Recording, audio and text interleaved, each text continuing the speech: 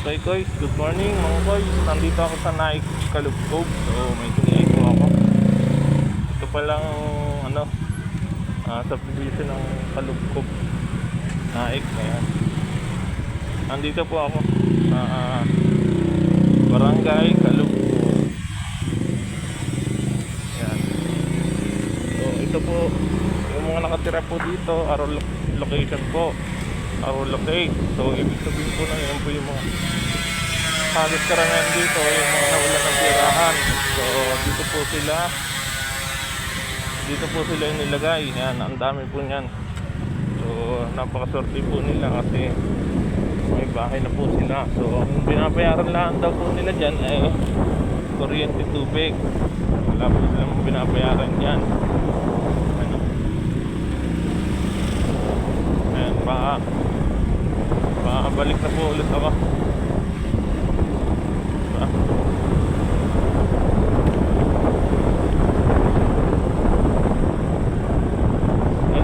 First time ko po mga boys motor start pumunta dito sa Naik kasi sobrang layo po talaga dito. May CI po tayo. Kahit po gaano kalayo yan, pupunta po talaga natin yan. Yan po, ang laki po niyan, ang laki. Ang laki subdivision po nito. Ang subdivision po niyan ay Hisense.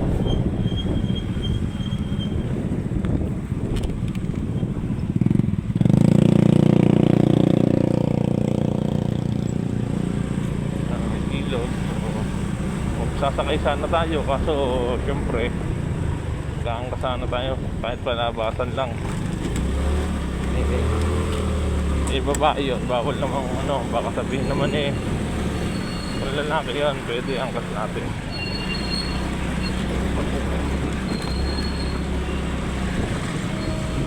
Yung hirap-hirap din ang daan.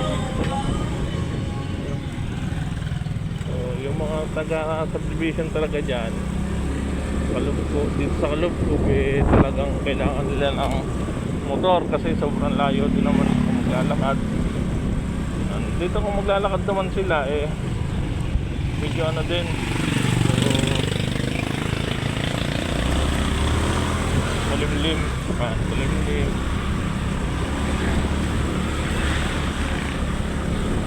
malilim, buti nga't malilim dito iba kasi sobrang init. Sa mga kamotor star, yung mga pinupuntahan ko kung ilang kilometers to, alam ko 20 kilometers to 15 to 20 kilometers papunta pa lang dito. So pabalik nasa halos kakain tayo na sa 40. So medyo malayo-layo po talaga to kasi isa pa ako sa parang Katansa.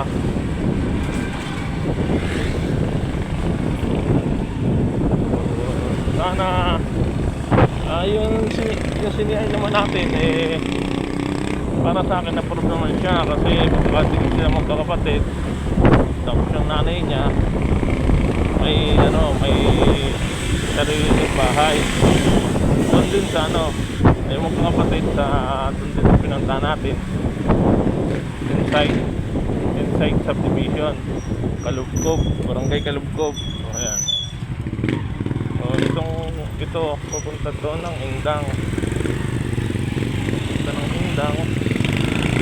ito pupunta ng 13 so Naik.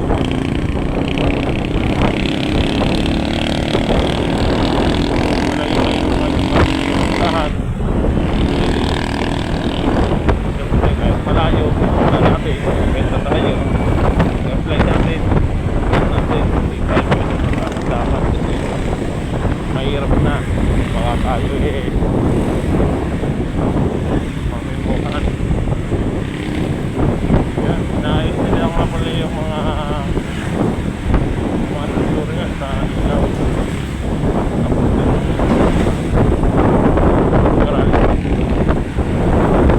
Lalagyan ko na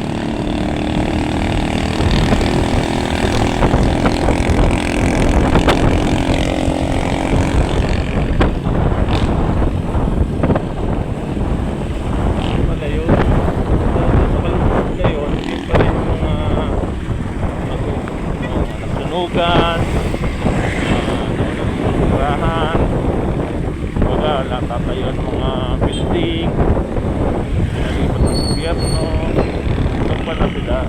So, napakarami. Ang init kasi. So, gano'n.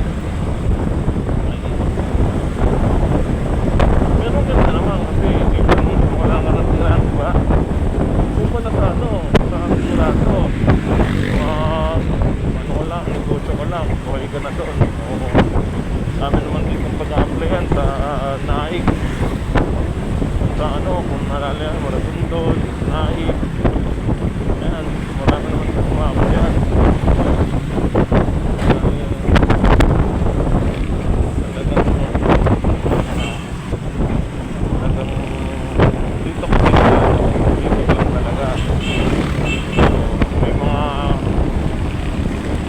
Racket. Huwag lang kayo manlalamang. Siyempre, masama yun. Wala kayong system na siyempre. Pag nanlamang kayo, trip kayong balik sa inyo.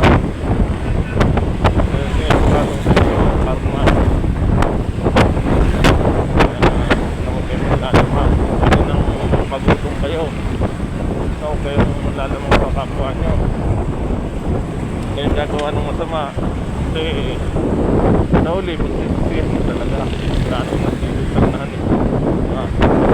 sa uli talaga, magsisisiyan nyo. Kumakain ng masama. Bibenta kayo ng mga kumot. Magnanakaw. Mga matanda na, diba? Yan pa. Kakalakad, mamasura. Oo, mamalimos kayo. Pwede kayo, badyaw nga, diba? Huwag kayong gagawa ng masama. Kasi sa pag mamamalimos kayo, wala kayong napaka ng tao, di ba?